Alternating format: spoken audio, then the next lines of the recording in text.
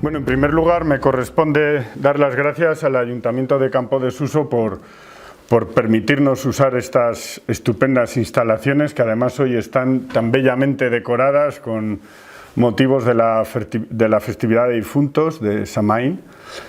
A mí me gustaría llamar la atención sobre la rapidez con la que nosotros hemos olvidado que hasta hace muy poco se celebraba con velas, con luminarias, con frutos secos, con hojarasca, con un montón de cosas, esta festividad de difuntos, y sorprendentemente de pronto la traemos de Estados Unidos convertida en un pastiche comercial, ¿no? Cuando tenemos nosotros nuestra propia tradición y nuestra propia festividad que debíamos de haber conservado, ¿no? Como corresponde, ya que son nuestros muertos y son nuestros antecesores y son nuestros parientes y nuestros seres queridos. Y nunca deberíamos de haber dejado de celebrarlos como se merecen, porque les debemos todo. Todo lo que nosotros disfrutamos y tenemos se lo debemos a nuestros difuntos, aquellos que estuvieron antes que nosotros, ¿no? Y en este sentido yo quiero situar esta conferencia que, como he dicho al principio, damos gracias a la amabilidad y a la gentileza del Ayuntamiento de Campo de Suso y a la amabilidad y la gentileza del personal del Castillo de Arbueso, que ha tenido a bien decorar y darnos este enmarque, ¿no? este atrezo tan bonito para dar esta conferencia que va sobre magia celta, la religión de los cántabros. Bueno, vamos a enfocar bien el tema porque el tema es complicado, pero yo voy a intentar hacerlo lo más sencillo posible, teniendo en cuenta que tenemos que ir a toda velocidad sobre un tema que es muy complicado y es a la vez muy interesante y muy sugestivo, ¿no? En primer lugar, yo quiero que ustedes se sitúen en lo que es la cultura celta en Europa, que poco más o menos es esto que ven aquí, y en esto pues tenemos lo que son los pueblos del Cantábrico, del norte, que eran casi todos celtas, excepto los aquitanos, los vascones no está claro, y luego los pueblos ibéricos y los pueblos del Mediterráneo que se quedan fuera de eso, ¿no? La cultura celta tenemos que entender primero que es una cultura perfectamente adaptada a los ecosistemas de la Europa templada, ¿no? de Centro Europa y la Europa, digamos, atlántica más húmeda.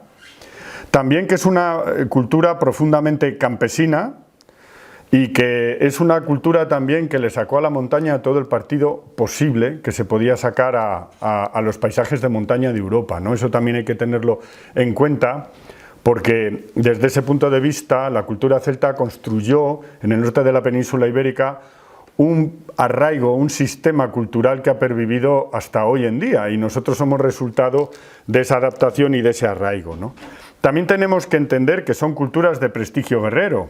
Entonces lo que tenemos que aceptar es que la religión celta está dentro del contexto de los pueblos a los que pertenecen, y que dentro de esa cultura guerrera hay cosas que a mucha gente le sorprenden o digamos que le producen rechazo en cuanto a que es una religión que es tan cruel como el tiempo en el que los humanos de esa época vivían, en las circunstancias que los humanos de esa época vivían.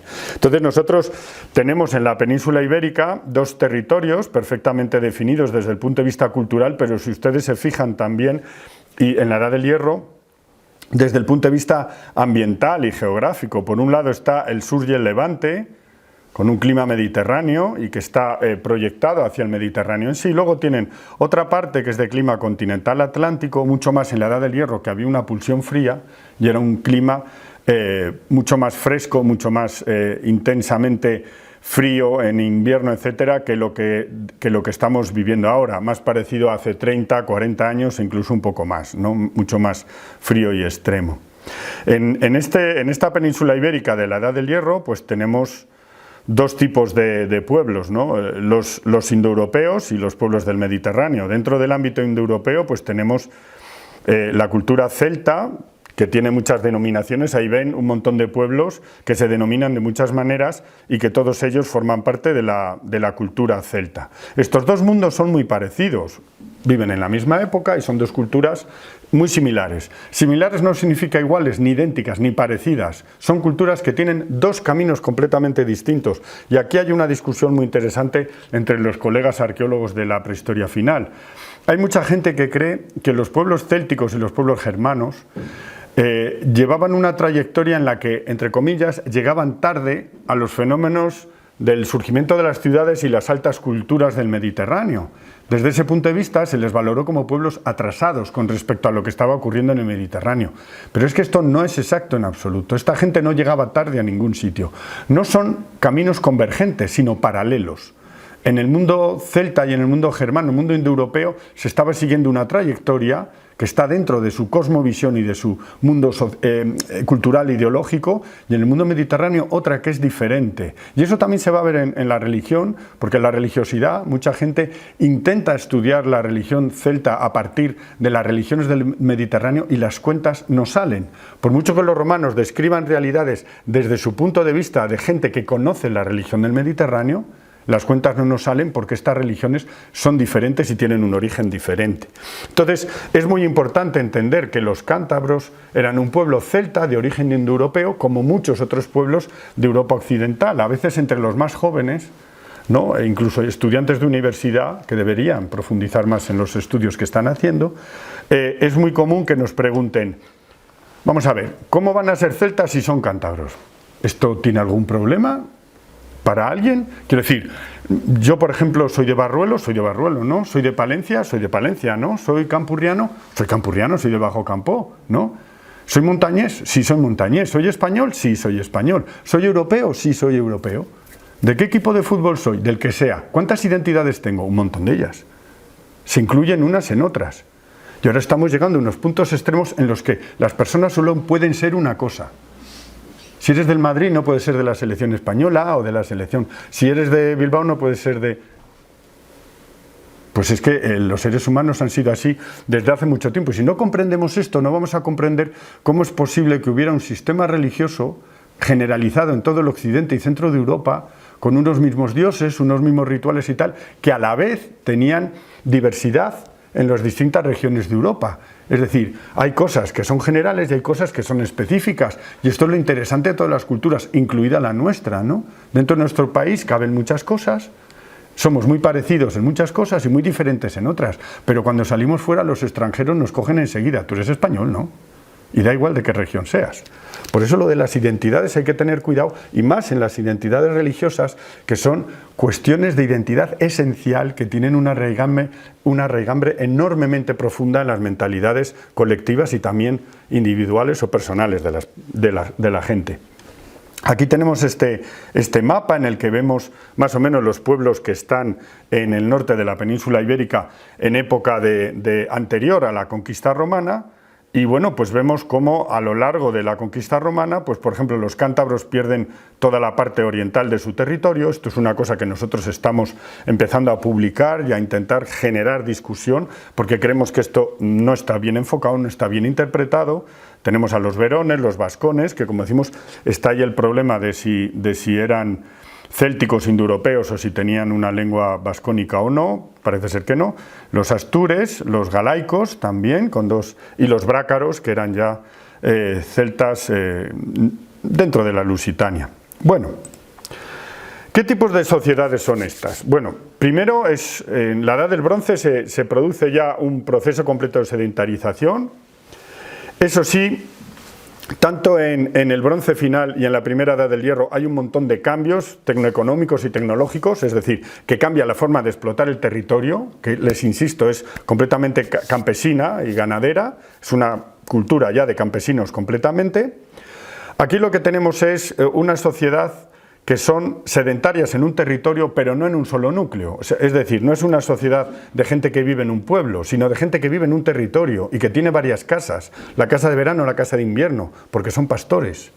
Y dentro de esa cultura ganadera de pastores son pastores trashumantes. Y están cambiando, una parte de la población se desplaza a las montañas todos los veranos. De esto ya hemos dado algunas conferencias aquí, y yo, si les interesa el tema, les animo, porque no hago más que dar conferencias de la transterminancia y viene mucha gente. Lo que yo quiero es que empiezan a venir los ganaderos también, para que entiendan de dónde viene el mundo en el que ellos viven y trabajan, ¿no?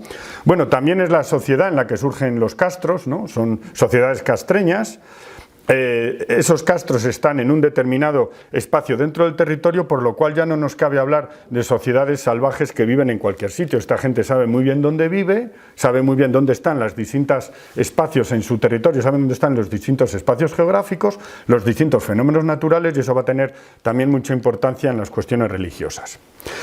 En la primera edad del hierro, pues tenemos sociedades agroganaderas de prestigio y de cultura guerrera.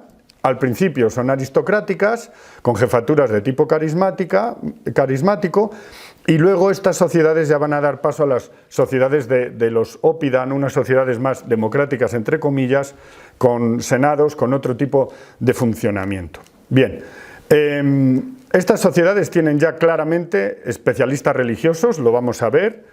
Tienen necrópolis monumentalizadas, es decir, necrópolis que están perfectamente delimitadas en el espacio y se ven, y todo el mundo sabe que eso es el espacio de los muertos, que eso tiene importancia con respecto a lo que vamos a ver mañana. Y tenemos también otra serie de fenómenos religiosos en distintos espacios geográficos.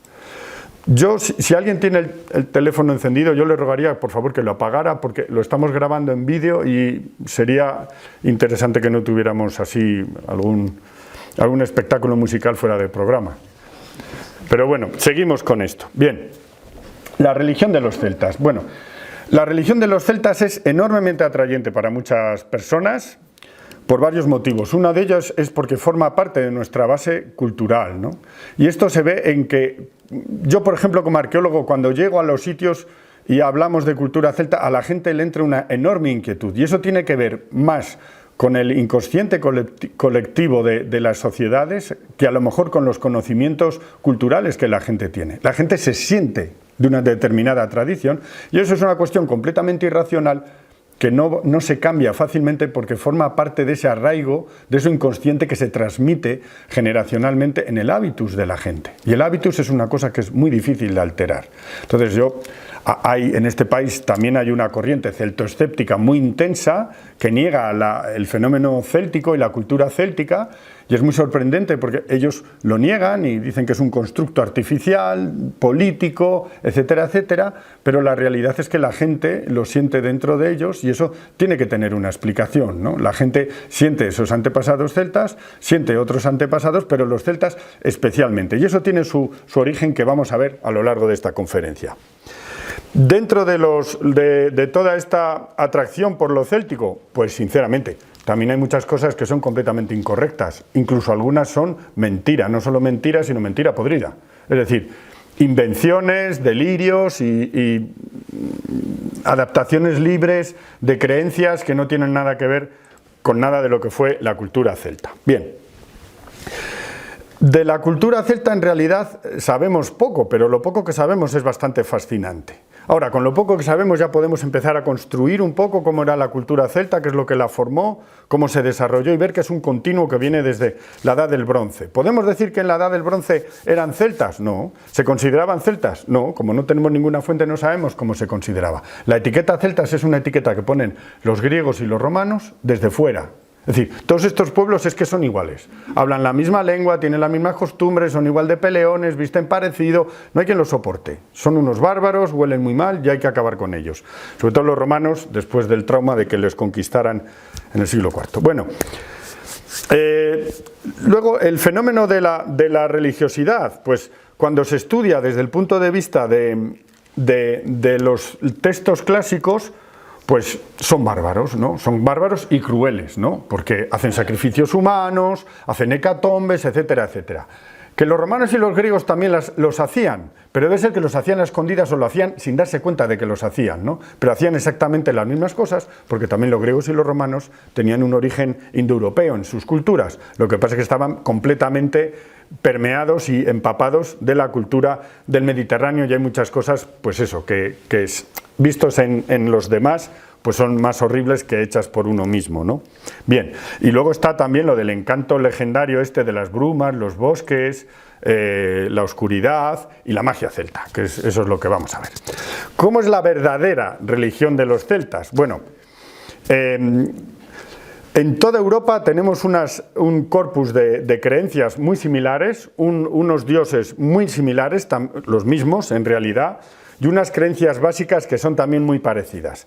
Tenemos rituales también muy parecidos, con unos patrones esenciales que son los mismos en toda Europa, pero es que además tenemos variedades regionales que no se salen de lo que podríamos decir que es la ortodoxia general de lo que sería la práctica religiosa dentro de los pueblos celtas. Bien, a través de la arqueología lo que vamos a ver, y lo van a ver ustedes enseguida, es una religión que tiene muchos puntos en común, heredados de lo que es el chamanismo eurosiberiano, ¿no? Cuando uno ve, por ejemplo, fotografías de lo que es la realidad de la práctica actual del chamanismo eurosiberiano en los mismos espacios en lo que se ha venido desarrollando en los últimos 4.000 o 5.000 o 6.000 años, porque ahí se pierde uno la cuenta cuando se va a las estepas de Euroasia Central y ve, por ejemplo, este tipo de monolitos de piedra donde se hacen determinados rituales religiosos, o ve estos túmulos de piedra, algunos más grandes y más pequeños, uno se da cuenta que hay unas similitudes evidentes en lo que se está haciendo aquí en la Edad del Bronce y en la Edad del Hierro y lo que se hace dentro de lo que es la práctica del chamanismo eurosiberiano. Por ejemplo, ¿no?, estas estelas de los escitas, bueno, de los escitas y de sus herederos, porque son los pueblos de las estepas, siguen haciendo los mismos rituales más o menos en los mismos sitios, y aquí tienen, por ejemplo, Campo Hito frente a Montevernorio, o estos túmulos de piedra que son de la zona de la Braña, ahí en el limes entre Cantabria y Palencia. Bueno, pues yo creo que a veces las cosas se explican solas, ¿no?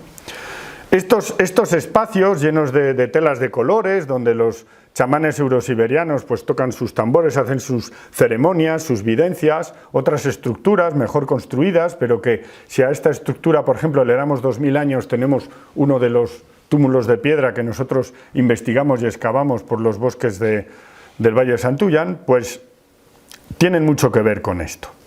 ¿Los rituales son los mismos? No, son parecidos, pero han sufrido una evolución, una serie de cambios a lo largo del tiempo, porque la religión céltica está construida de un modo diferente al chamanismo eurosiberiano. Ya no es chamanismo eurosiberiano, aunque sigue manteniendo muchas o algunas de las constantes, porque evidentemente viene o proviene de este tipo de práctica religiosa. La religión celta ya no es chamánica, es una religión mucho más compleja, tiene un panteón desarrollado, tiene un calendario ritual también muy complejo y unos rituales elaborados tanto públicos como privados. Está implantada en un amplio territorio y con una gran comunidad, ¿no? Forma una gran comunidad y tiene muchos elementos comunes. Tiene escuelas donde se aprende, ya lo vamos a ver, y los pueblos la practican con bastante homogeneidad. ¿Qué diferencia esencial tiene con el chamanismo? Pues básicamente que el chamanismo no es tanto una religión como un sistema de creencias y de prácticas rituales que se transmite de un modo completamente intuitivo, ¿no?, y muy salvaje, y en el mundo céltico esto ya está más organizado, hay centros de estudio, hay formas específicas de celebrar los rituales y esas formas específicas se estudian, ¿no? Bien. Hay que desmitificar algunas cosas, por ejemplo, que los celtas, pese a lo que algunos autores intentan darnos a entender, no adoraban a los árboles, ni a las piedras, ni a las cuevas o a los ríos, sino que era a través de esos espacios con lo que ellos eran capaces de comunicarse con los dioses, ¿no?, comunicarse con el más allá, comunicarse con las entidades espirituales que formaban parte de su sistema de creencias. Ahora hay cosas que están, por ejemplo, de moda, ¿no? Esto es un mayo en Asturias, ¿no?, y que más o menos, si ustedes se fijan, pues es una de las escenas que está representando el caldero de Grönstrap. No lo sé pronunciar, Gunstrup, como ustedes quieran. O la práctica esta de abrazar árboles, ¿no?, que se ha puesto de moda y que hay que prohibirla en algunos sitios porque todo el mundo se va a abrazar un árbol, pobrecito mío, que habrá hecho él, ¿no? No hace falta ir a abrazar a un árbol en concreto, se puede abrazar cualquier árbol, o sea que si a uno le gusta abrazar árboles, hacerlo con un sentido, una raigambre y con conciencia plena de lo que se está haciendo desde el punto de vista ritual y religioso es otra cosa, ¿no? No es lo mismo comer pan que comulgar. Esto hay que comprender el contexto en el que estas cosas se celebraban, ¿no? Entonces, uno de los elementos importantes para a la hora de entender la religiosidad celta es que esta está muy unida a la naturaleza, a los ecosistemas, al paisaje en el que los celtas viven. Y en este sentido, nosotros tenemos desde el punto de vista de la arqueología, que no tiene nada que ver con creencias de este o el otro, con lo que dicen los griegos ni los romanos, sino donde aparecen los yacimientos arqueológicos, nosotros tenemos una serie de espacios donde vemos que hay de modo recurrente el mismo tipo de hallazgos arqueológicos que apuntan hacia un tipo de rituales que se sitúan en distintos espacios. En las cimas de las montañas, dentro de los bosques, en entornos forestales que pueden ser de fuentes, de pozos, de charcas, de manantiales, en las grandes masas de agua, como son los ríos, las lagunas, los pantanos, islas dentro de esos espacios. También los hay en fenómenos acuáticos subterráneos, cuevas en las que aparecen caudales de agua, fuentes, etcétera, que están subterráneas, y luego, por supuesto, las oquedades secas, ¿no?, las cuevas secas, donde también hay depósitos rituales. En la Edad del Bronce y en la Edad del Hierro es muy normal hacer depósitos. No sabemos exactamente del todo cómo funcionaban estos depósitos. En algunos sitios son muy frecuentes, en otros menos frecuentes, pero estos consistían en un tipo de ritual en el que se encendía un fuego, se quemaban cosas, esas cosas se quedaban allí y se depositaban, ¿no? A veces lo que se quemaba era a un señor, que parece que le habían matado antes, o a una señora, o se depositaba un muerto, sin que las cuevas sean necrópolis ni cementerios, o se dejaba comida, etcétera, etcétera. ¿Qué es lo que ocurría? Pues hay determinados espacios que parece que sirven de comunicación con el más allá, y es donde se están celebrando los rituales, ¿no? Y por último, en lo que son los cultos urbanos, hasta hace poco se consideraba que en la cultura castreña había el único fenómeno ritual asociado a los poblados eran los cementerios que estaban fuera en el camino de salida, a un lado del camino, donde se viera bien al entrar al pueblo, se situaba el cementerio. Alguien va a decir, anda, como nosotros, claro, si es que nosotros mantenemos determinadas corrientes de pensamiento, determinadas coordenadas, como vamos a ver luego, ¿no? Vamos a explicar luego. Bien. Las necrópolis están asociadas a esos núcleos urbanos, pero también ya estamos excavando santuarios dentro de los núcleos. En Bernorio estamos excavando un santuario dentro de la ciudad de Montebernorio, muy interesante, que yo les animo que vayan a visitar un día. Bien, vamos a ver fotografías y ejemplos de cultos en las montañas y en los bosques.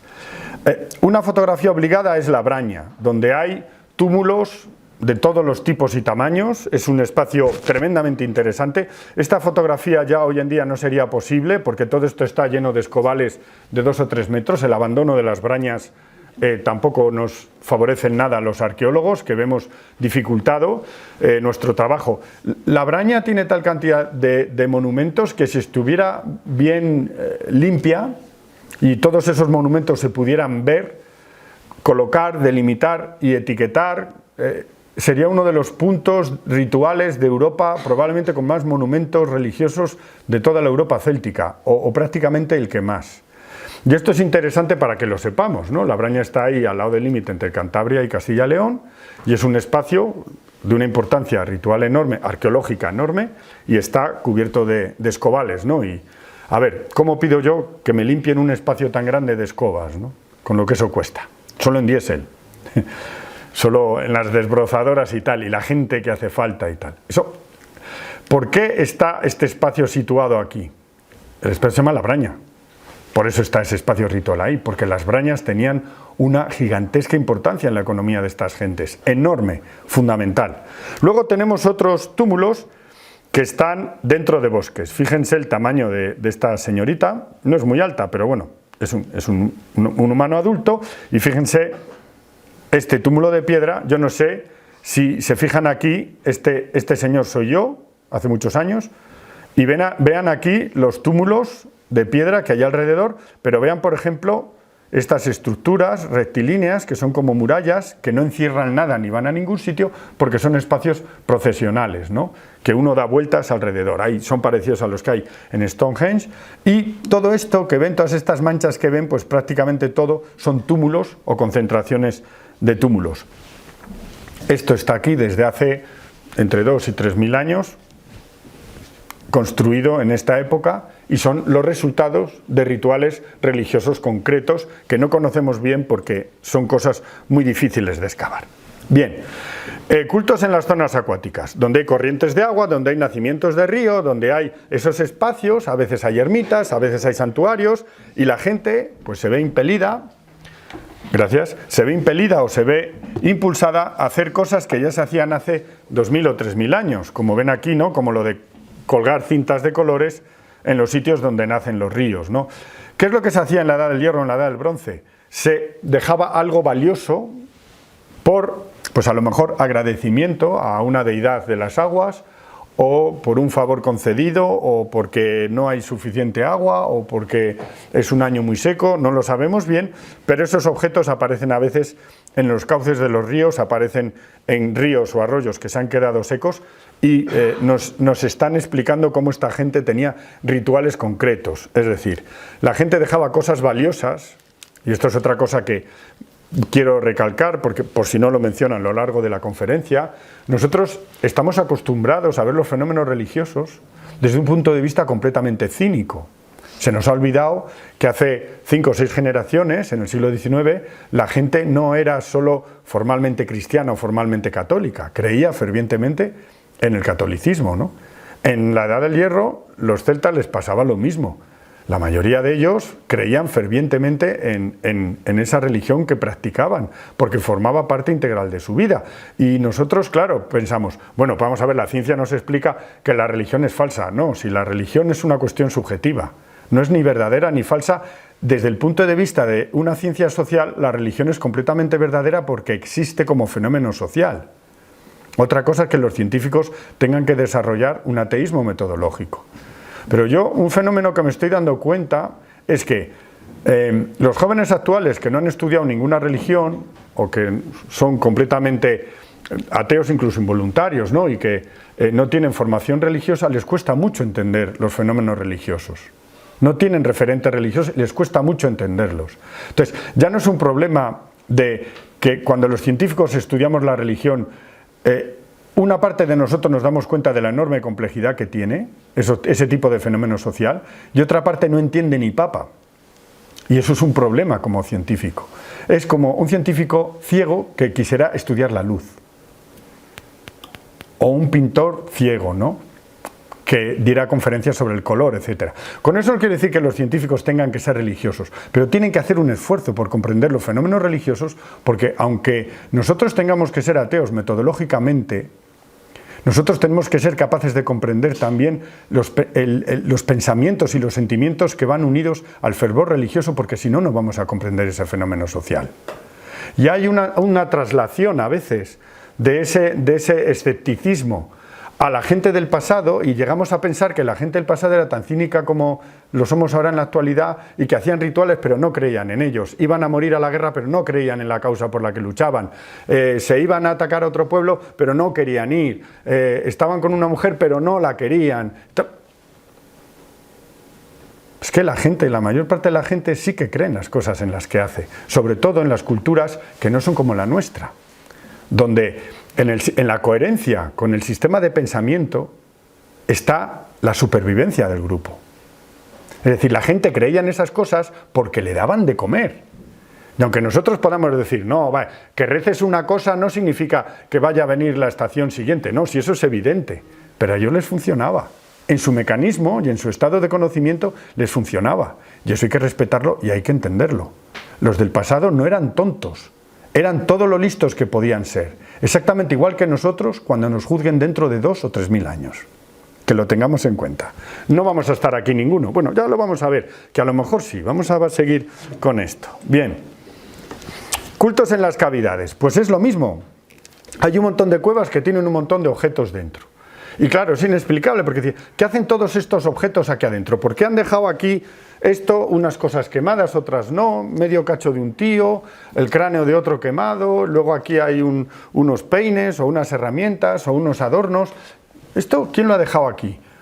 Se hace el carbono 14 y bueno, en la edad del bronce, en la edad del hierro. Vale, ¿por qué en las cuevas? Bueno, la cueva es un espacio en el que hay una frontera entre un mundo y otro. ¿Qué mundo es? El subterráneo. ¿Y qué había dentro de una cueva? Bueno, ahora tenemos muchos medios para explorar cuevas, pero hace mucho tiempo, con una antorcha podías llegar dentro de una cueva hasta donde podías llegar. En el Paleolítico, etcétera, ocurría lo mismo. Y las cuevas eran un sitio en el que la gente pues veía sombras, escuchaba. Las cuevas eran un sitio especial donde se depositaban, ¿no? Luego vamos a ver las entidades un poco del mundo subterráneo, ¿no? Y esas cosas. Y luego lo de los espacios de culto en zonas urbanas. Pues nos hemos dado cuenta que las viviendas en los castros, cuando se excavan por dentro y por fuera y se excavan con un poco de cuidado, pues aparecen restos de rituales. Por ejemplo, en las casas del Bernorio, pues alrededor de las casas aparecen cráneos de vaca. Vean aquí fotos. Que estaban los cráneos colgados de los tejados y se han caído, ¿no? Al destruirse las casas. No, no, no. El hoyo tiene puestas piedras para que encaje perfectamente el morro de la vaca. Y se entierra a la vaca con el morro. Claro, el morro desaparece, eso se descompone, pero todos los cráneos están enterrados, como los ven aquí, de esta forma. Con el morro para adentro y rodeado de piedras. Hay piedras, tal. Y alrededor de las cabañas tenemos un ritual. ¿Y para qué es ese ritual? Esa es la pregunta del millón. Yo siempre lo digo, denme más dinero y un poco más de tiempo y verán cómo al final acabamos descubriendo con qué se relacionaba ese ritual. Pero hay que hacer un montón de análisis y eso cuesta dinero. Luego tenemos esta grieta de aquí, que ahora tenemos mucho más excavada, que es un santuario dentro del Oppidum de Monte Bernorio y que nos está dando un montón de alegrías y cosas sorprendentes. Una de ellas es que este santuario, después de varios años excavándolo, lo que ya sabemos es que todos los objetos depositados en el santuario significativos, porque tenemos cerámica, restos de comida y tal, que eso es igual en todos los santuarios, la gente dejaba comida, luego veremos también por qué la gente dejaba comida o estaba siempre ofreciendo comida a las divinidades, y lo van a entender enseguida, pero aparte de comida, ¿qué es lo que había? Molinos de piedra, bueno, molinos de piedra, agujas de bronce y de hierro, bueno, agujas, fusayolas, fusayolas, adornos personales, bueno, ¿hay armas? No hay armas. ¿Hay objetos que podamos decir que están dentro de la esfera masculina de la sociedad? No, solo de la mujer. Entonces es un santuario de una divinidad femenina que tiene relación sobre todo con las mujeres, dentro de una ciudad fortificada en una montaña. Lo normativo sería que dentro, en la cima de una montaña hubiera un santuario dedicado a un dios solar, de la guerra, del cielo, de la luz, etc. En este caso se trata de una divinidad, porque aunque está en lo alto de una montaña es una grieta y pertenece, digamos, al mundo subterráneo. Nosotros lo que estamos descubriendo es que las ofrendas cerámicas más antiguas que hemos podido encontrar dentro de la grieta y alrededor, lo que nos están dando una antigüedad del siglo XIII, XV, XII antes de Cristo, es decir, antes de que aquí hubiera gente viviendo en el castro o en la ciudad fortificada, ya se estaban haciendo rituales y ofrendas dentro de esta grieta, es decir, que lo que fue el origen del castro y de la ciudad fue el santuario y no al revés. Y esto tiene mucha importancia, porque ocurre en otros óppida, en otras ciudades fortificadas de Centro Europa, y en España esto no se había identificado y todo el mundo decía, bueno, claro, es que aquí nosotros somos muy diferentes de lo que ocurre en el resto de Europa. ¿Qué va? Lo que pasa es que excavamos menos que ellos, que también es otra cosa, ¿no? Si no excavas no lo encuentras, ¿no? También si no lo quieres encontrar no lo vas a encontrar, ¿no?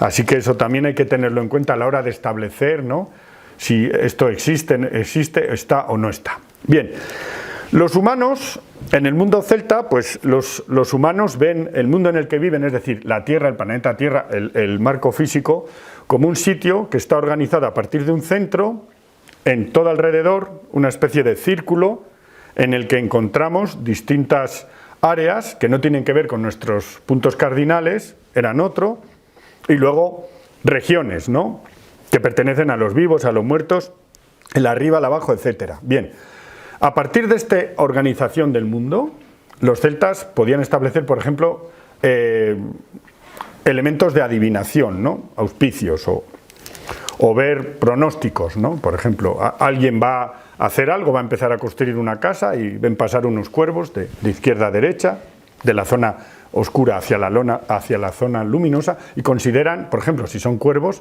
que Lug está bendiciendo la construcción de esa casa, es un buen augurio. Si es al revés, a lo mejor incluso dejan de construirla. Entonces dijo, ¡ay, qué superstición! Bueno, pues a lo mejor no era tanta superstición dentro de su sistema, porque detrás había una herencia cultural de muchísimo tiempo que les indicaba que ante la duda abstente, ¿no? Y los cuervos, ¿qué tienen que ver con los dioses? Bueno, en su sistema de creencias tenían que ver. Nosotros tenemos teléfonos móviles que nos cuentan sobre todo mentiras y ellos tienen cuervos que les cuentan cosas que pueden ser verdad o mentira, pero igual que nuestros teléfonos móviles, por ejemplo, ¿no? Se me ocurre así, a bote pronto. Bueno, tenían un panteón, efectivamente, un panteón céltico en el que tienen un dios padre, una diosa madre, luego tienen dioses que se supone que son del territorio de la guerra, pero aquí tenemos un problema, y es que hay una gran confusión en cuanto a los nombres de los dioses, porque en la cultura céltica a los dioses no se les denomina muchas veces directamente por su nombre, pero sino por apelativos, ¿no? Es decir, que los dioses también tienen motes. Igual que yo soy Jesús Francisco, pero me llaman Quechu en mi pueblo, pues, y con ello me he quedado. Pues, por ejemplo, cuando te vas a... que es un tabú, además, muy normal en la especie humana, en la cultura humana, cuando te vas a referir al Dios Padre, pues le llamas Padre de todos, o le llamas el más luminoso, o le llamas el más poderoso, o le llamas origen de todo, o le llamas el más compasivo, o le puedes llamar de muchas maneras. Y evitas utilizar el nombre. ¿Por qué? Porque nombrarle es como tener una familiaridad con él que es inapropiada por la diferencia que hay entre un Dios como el Dios Padre y un humano de andar por casa, ¿no? Pero bueno, ¿se puede solucionar esa distancia? Pues sí, ahora vamos a ver enseguida cómo. Pero bueno, tenemos un montón de dioses que los conocemos bien y que, según el país en el que estamos, se denominan de una forma o de otra, ¿no? Por grandes regiones. Pero esa denominación no es tanto un nombre como un apelativo, es decir, como un mote. Y eso es regional, ¿no? Por ejemplo, a la Virgen, según vayamos a un santuario o al otro, en Andalucía, en Extremadura o en el Levante, se la suele llamar de una forma o de otra, ¿no? Entonces todos estamos hartos de la Blanca Paloma, la Pastora, la no sé qué, la no sé cuál. Hay un montón de denominaciones para la Virgen. ¿Existía la Virgen en época de los celtas? No, había diosas femeninas y dioses masculinos. ¿Había un solo dios? No, había un montón de ellos que se dedicaban a distintas cosas, había una jerarquía, etcétera. Bueno, entonces, si ustedes no creen ahora en uno, pues les tiene que ser mucho más difícil creer en 25, ¿no? Por ejemplo. Pero hay que entender que cada momento tiene su especificidad y nosotros estamos aquí para conocer lo que había en otras épocas y no para valorar si es cierto o no es cierto, si es bueno o no es bueno, si es bueno o es malo. Todas estas divinidades tienen espacios donde se celebraban cultos y algunos de ellos dejan huella, ¿no? Por ejemplo, la cantidad de las montañas que tienen que ver con Taranis, ¿no? Por ejemplo, el monte Terena, enfrente del Bernorio, por encima de Vallejo y Orbó, el Teleno, el monte Taramo, hay un montón de denominaciones de Terena. Pues igual encontramos estelas que tienen que ver con Lug, con Teutates, con Candamio, con Deva, con Navia, con Cerunnos, hay un montón de... por ejemplo, dentro de la corriente celtoescéptica, ¿no? Pues, no, estos son casualidades, jolines, es que empiezas a colocar casualidades en un mapa y es que están ahí. A mí me gustaría a lo mejor que no estuvieran, porque me facilitaría mucho más mis estudios como arqueólogo, ¿no? Pero la verdad es que están ahí, y hay un montón de ellos. Y vamos a tener que estar estudiando un montón de tiempo para poder sacar a todas estas denominaciones que son de divinidades célticas y que están ahí. Vale. Los dioses y las diosas en el mundo celta regían el universo y su funcionamiento, ¿no? En Europa Central, en la Galia y en otros espacios, tenían unos especialistas religiosos que se llamaban druidas, ¿no? Y que sabemos un montón de cosas de los druidas gracias a Julio César, que era muy curioso y que dejó escritas un montón de cosas. También tenemos otras citas, yo se las voy a explicar más o menos, y sabemos que se celebraban sacrificios de varios tipos, tanto de animales como de humanos, y esos restos están por ahí. Sacrificios humanos, qué horror, ¿no? Una época cruel. Se sacrificaban cautivos de guerra, se sacrificaban criminales y gente indeseable que había hecho crímenes abyectos. Y a veces se les sacrificaba de una forma muy cruel, de acuerdo a la crueldad de los delitos que habían cometido, ¿no? Es decir, que también era una forma todo era religioso, todo estaba impregnado de religiosidad, y igual que nosotros tenemos ahora una justicia que es enormemente laica, en aquella época la justicia estaba completamente impregnada de religiosidad y de trascendencia, ¿no? Como casi todos los actos de la vida, desde plantar una semilla hasta pensar hacia dónde vas a escupir, no solo por el viento, ¿no? Sino por esa sacralidad que tiene el espacio alrededor, ¿no? Bien, los cultos entre los montañeses, vamos a ver, porque luego vamos a ver unos textos para que encontremos similitudes. Dice, de ordinario comen carne de cabritos y sacrifican a ares, machos cabríos, caballos y prisioneros de guerra. Hacen también, como los griegos, hecatombes, y de cada tipo de víctimas, como dice Píndaro, sacrifican 100. Igual no eran 100, que podían ser 50, podían ser 40, 20, o sea, sacrifican mucho. Podía haber años que podían sacrificar 1000 reses.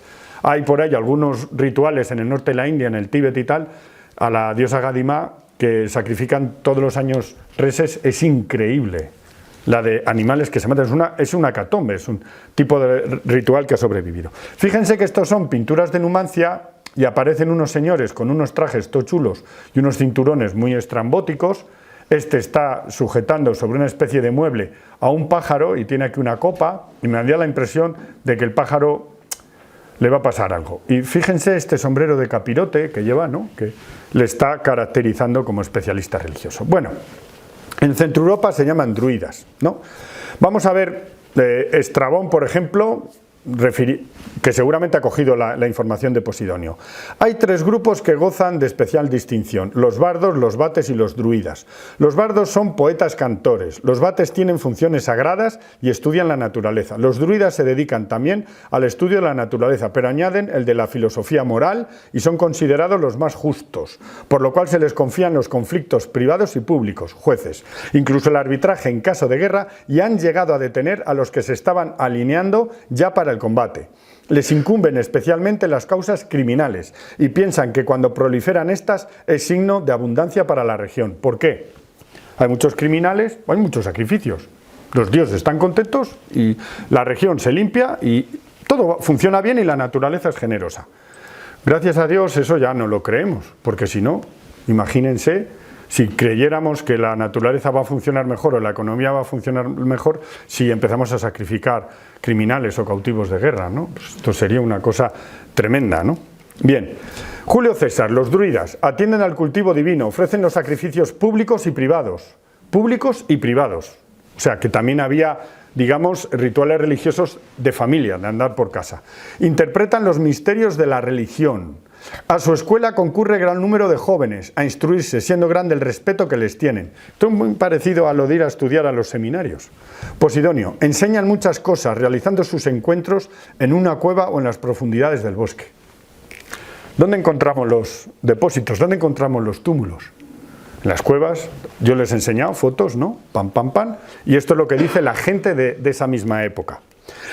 Créese que tal ciencia fue creada en Bretaña y trasladada de allí a la Galia. Aún hoy día los que quieren saberla a fondo van para allá, por lo común a estudiarla. Dícese que allí aprenden gran número de versos y pasan a menudo 20 años en su aprendizaje.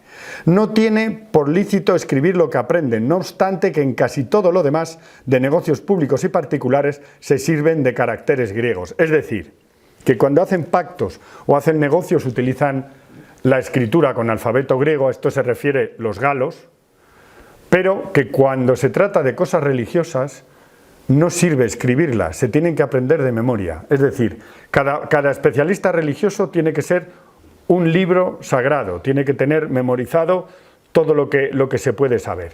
Y esto es interesante también porque nos dice cuánto tiempo pasaban aprendiendo esto, 20 años. Y decíamos esta mañana en la radio, la cantidad de druidas que hay hoy en día, y druidesas, que son druidas con unos cursillos por internet o leyendo un libro, en 3 meses son druidas. Un druida se formaba en 20 años y se formaba en todas esas materias.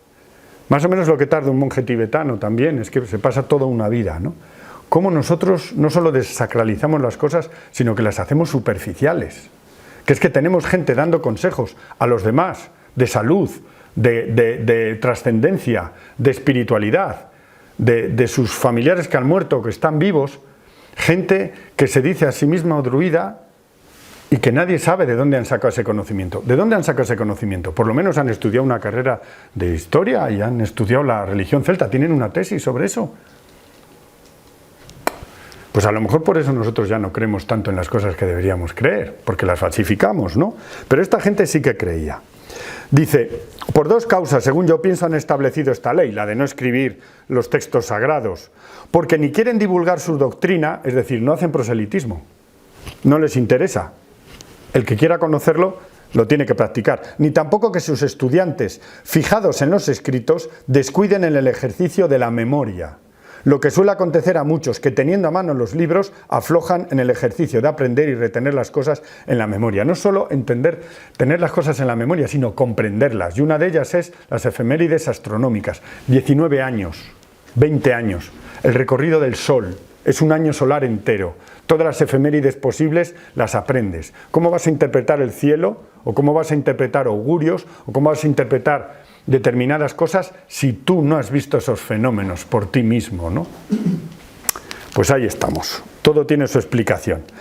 Los druidas hacen asambleas anuales en un bosque sagrado, en un lugar sagrado, y tienen un jefe elegido en consejo de entre todos ellos, el archidruida, y aun tal vez de mano armada se disputan la supremacía. En esto sí que se parecen a los obispos castellanos, que yo soy más obispo que tú, que si yo, ¿qué tal? A mano armada. O los papas, que en su momento también no estaban muy de acuerdo y se dedicaban a guerrear entre ellos, ¿no? Bueno, esto no ha cambiado mucho.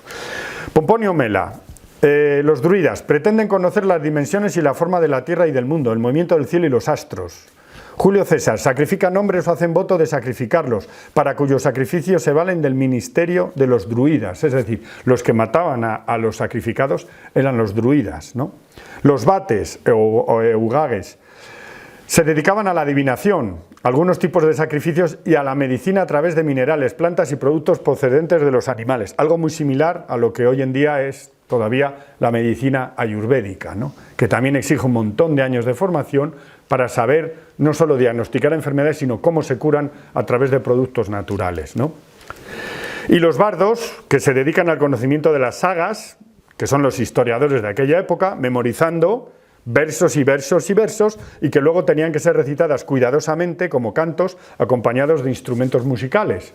Es una especie de televisión y teatro metido en un solo señor que, valiéndose de instrumentos, se dedicaba a visitar los pueblos, a recibir hospitalidad y a entretener a la gente.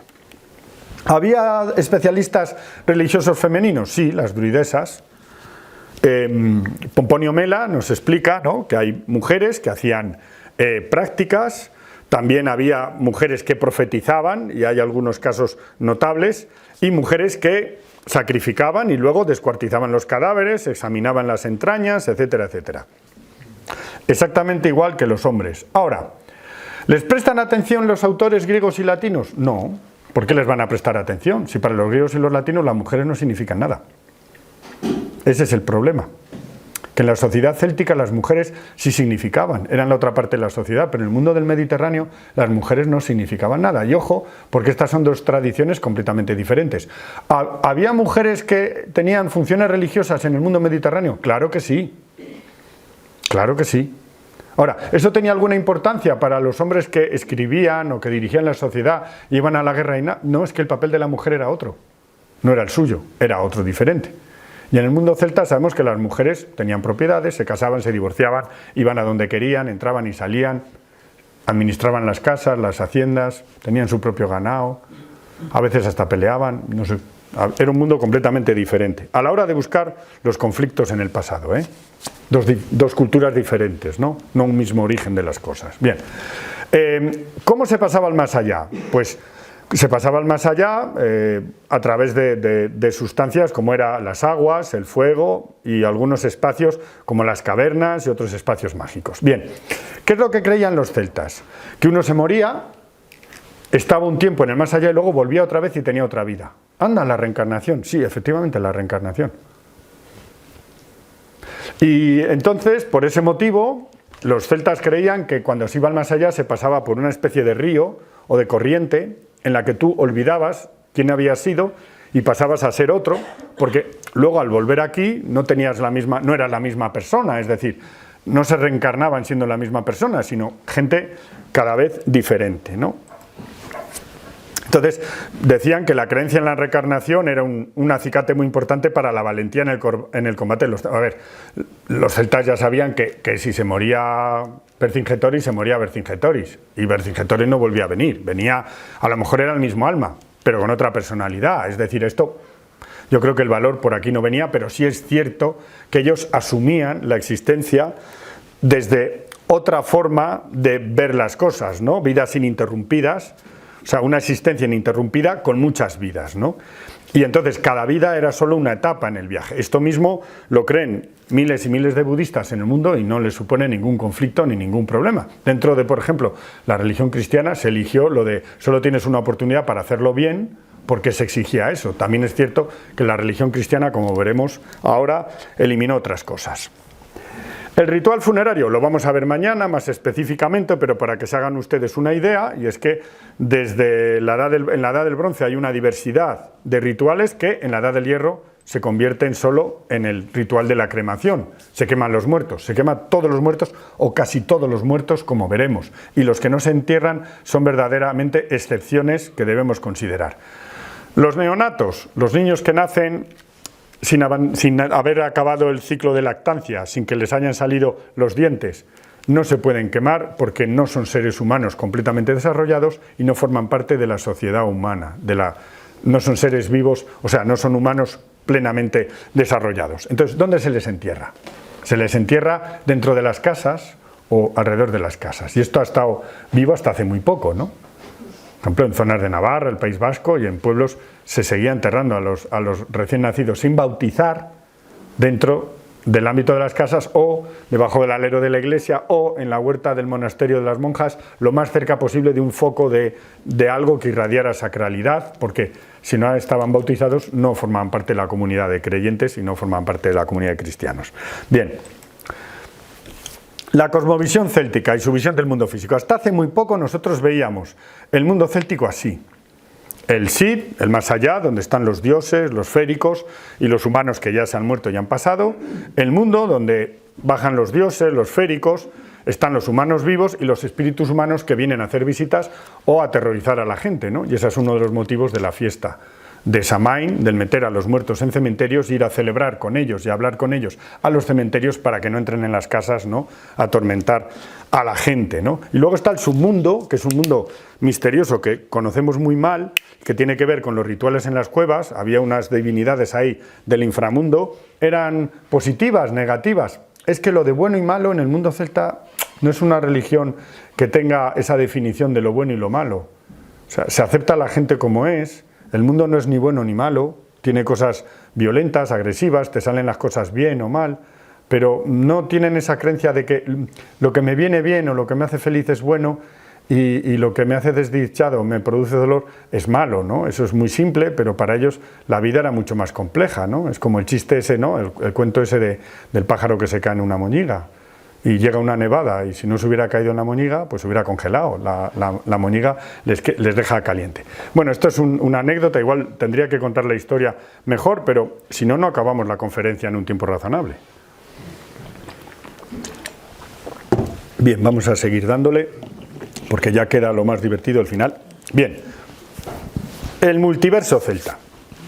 A ver, que en la religión indoeuropea existe un multiverso y que esto se puede ver a través de lo que sabemos de la religión celta y la germánica, este sistema, esto es un sistema que explica el más allá germánico o el multiverso germánico y que tiene mucho que ver con el multiverso celta también, es muy parecido, ¿no? Y este es como lo veíamos antes. Dentro de la religión cristiana, el universo tiene solo 3 planos, que es el cielo, el infierno y el mundo donde viven los humanos. Se acabó. Es muy sencillo, es muy práctico, permite que todo el mundo lo entienda rápidamente y que todo el mundo tenga claro cómo tiene que vivir para no acabar en el infierno, ¿no? Si no acabas en el infierno, estás en el cielo, entonces estupendo. Vale. En el mundo, en este tipo de formas de religión, esto es mucho más complejo. Yo señalo aquí lo de que este sistema funciona con una enorme tensión, son sistemas con dinámicas propias de la tensegridad, que es una cosa que ahora se está desarrollando mucho tanto en las artes como en la arquitectura, como en muchas otras ciencias, y que supone una tensión entre elementos en equilibrio que formaría parte de un universo que es dinámico, que está en transformación continua y donde hay conflictos y hay equilibrios que hay que mantener a base de rituales, ¿no? Por ejemplo, ¿qué es lo que vamos a ver ahora, ¿no? Dentro de los rituales celtas, el para qué se hacían los rituales. Entonces vamos a ver, por ejemplo, otra dimensión que es el tiempo en el multiverso celta, ¿no? Y lo vamos a comparar con el nuestro, ¿no?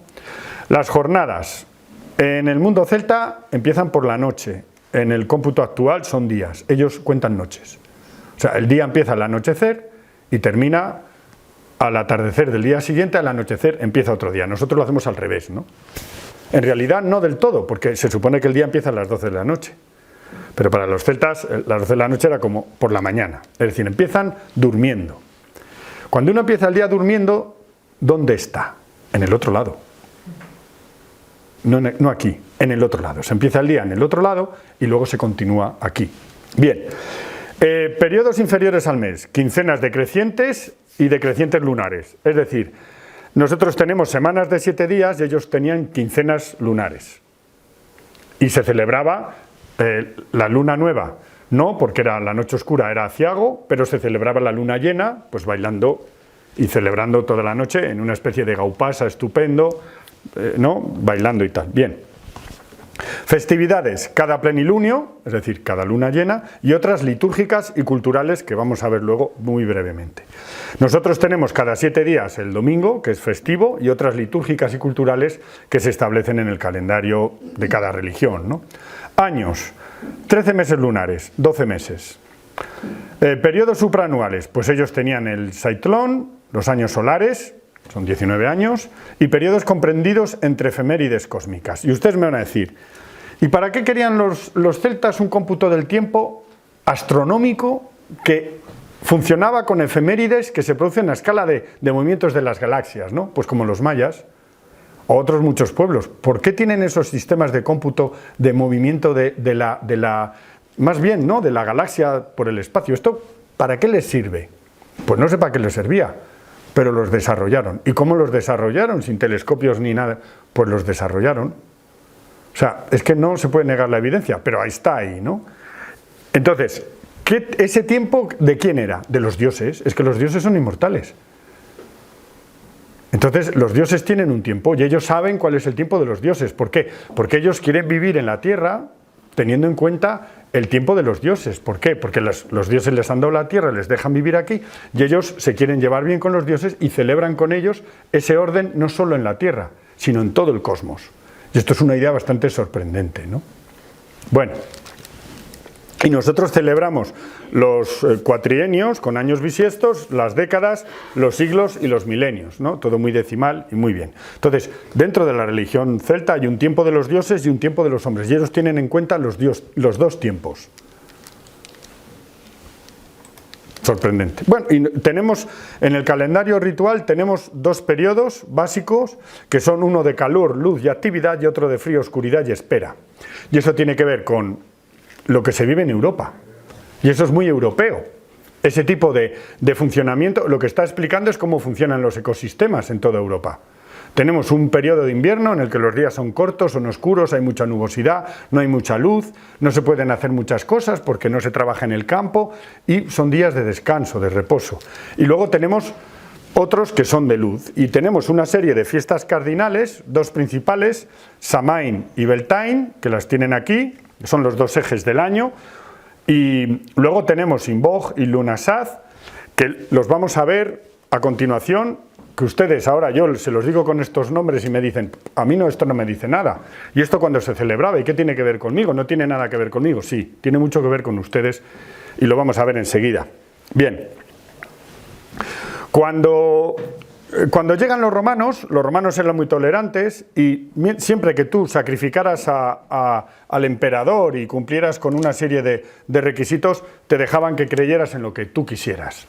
Eso sí, les gustaba que a Júpiter no le llamaras Taranis, sino que le tenías que llamar Júpiter, ¿no? A Marte no le podías llamar Teutate, le tenías que llamar Marte, y a Lug no le podías llamar Lug, le tenías que llamar Apolo. ¿Por qué? Porque los panteones romanos, como os he dicho, provenían de un origen común indoeuropeo, y los dioses tenían, aunque las denominaciones fueran distintas, sus características y sus cometidos, ¿no?, hacia los hombres les hacían reconocerlos, y los romanos no dudan en decir: tienen este dios que en realidad es Júpiter, tienen este dios que en realidad es Marte, o este dios que en realidad es Apolo, ¿no? Y eso nos explica muchas cosas y nos ha ayudado a comprender cómo era el panteón romano. Y aparentemente, tanto la religiosidad romana como la celta se supone que ha desaparecido por completo y no ha dejado ningún rastro.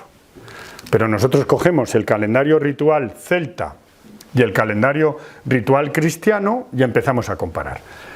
Fiesta de Samaín, lo que les dije antes, donde estamos ahora, lo que viene ahora, la fiesta de los difuntos. Fiesta de todos los santos. Solo mañana lo explicaron, pero la fiesta de difuntos eran 3 noches y 2 días. Vamos a echar cuentas.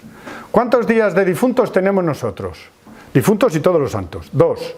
¿Cuántas noches son? 3. Una casualidad como otra cualquiera. ¿Cuándo era? En noviembre. Para los celtas era el final del año y para nosotros simplemente es la fiesta de difuntos. Vamos a ir a otra. Solsticio de invierno, fiesta de Navidad. En fiesta de Imbol, Brigid, fiesta de Santa Brígida, Candelaria, la Candelaria, equinoccio primavera. Fiesta de Beltane, fiesta de los mayos, el 1 de mayo. Fíjense ustedes, igual que la religión católica integra esta fiesta porque tiene tal raigambre en el mundo campesino que es imposible quitarla, también en los núcleos rurales, en las ciudades, todo el mundo celebraba los mayos y la Iglesia no puede acabar con esto, lo integra dentro de su calendario. Y cuando surge el movimiento obrero y las grandes revoluciones anarquistas y socialistas y tal, ¿cuándo se coloca la fiesta de los trabajadores? El 1 de mayo. Hay que integrar, ¿no? Hay que intentar llevar el asco a su sardina. Y es una cosa muy interesante, porque en que el 1 de mayo dejara de ser la fiesta popular, religiosa y celta, de origen celta, que se conocía hasta entonces, pues luchaban por igual la Iglesia Católica y los movimientos revolucionarios de base marxista y anarquista, porque coincidían en que el pueblo no tenía que tener religiones, sino que tenía que estar entregado a esas causas tan importantes y tal. Esto es la historia, quiere decir que esto es como es, pero es muy interesante ver cómo al final la Iglesia y determinados movimientos sociales tienen los mismos mecanismos para protagonizar la mayor cantidad de hechos sociales posibles. Y con todo y con eso las fiestas siguen sobreviviendo, lo cual es un fenómeno interesante de larga duración que nosotros debemos valorar adecuadamente. Vamos a seguir. Lugnasad, las fiestas de la Virgen relacionadas con las cosechas, la Virgen de agosto. ¿Y qué se celebra el día antes de la fiesta de la Virgen de agosto? San Roque. ¿Y quién es San Roque? Lug, el dios celta Lug. Y fíjense que en la mitología celta, Lug, que luego va a ser en la mitología germana, es, ¿cómo se llama?, el dios supremo Odín, ¿no? Lug va con sus cuervos y sus lobos, que le chivan todo lo que pasa por ahí, ¿no? Son sus animales que utiliza y tal. Y San Roque lleva un perrito y una paloma, porque está cristianizado. Entonces, los cristianos no llevan lobos, no son lobos, porque los cristianos son corderos. Entonces, no llevan lobos, lleva un perrito, ¿no?, que le ayuda y tal. Y luego no lleva cuervos, lleva una paloma, ¿no?, que es un animal como más cristiano. Bien. Pero ahí está. Y luego tenemos el equinoccio de otoño con San Miguel Arcángel, que en muchos sitios no tiene importancia, pero donde hay ganadería trashumante o trasterminante, es una fiesta importantísima, porque marca el regreso de los rebaños a los núcleos. Ahora ustedes me dirán, pero entonces casi todo el calendario ritual, menos la Semana Santa, todo el calendario ritual cristiano, resulta que en origen era celta. Efectivamente. Pues esto a mí no me lo han dicho en la escuela, claro. Se lo digo yo ahora. No es ningún secreto. Ha estado ahí siempre. Es porque en realidad el cristianismo europeo, el catolicismo, se construye a partir de las tradiciones anteriores. Y esto no supone ningún problema ni ninguna contradicción. Asimiló las costumbres anteriores porque el cristianismo venía de Oriente con unos esquemas y para imponerse en Europa tuvo que adaptarse a las creencias de Europa. Había creencias que no podía cambiar, ni rituales que no podía cambiar. Los podía transformar. Y los padres de la Iglesia, con gran inteligencia, es lo que hicieron durante un tiempo.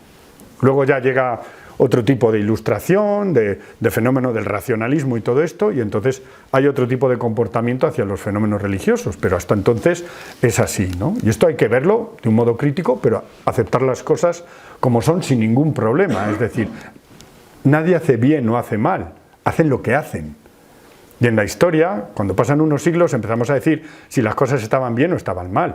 Pero cuando se hicieron porque se hicieron, no tanto porque estuvieran bien o mal, sino porque era necesario, porque fue lo mejor, porque las guerras se han hecho por bien o por mal.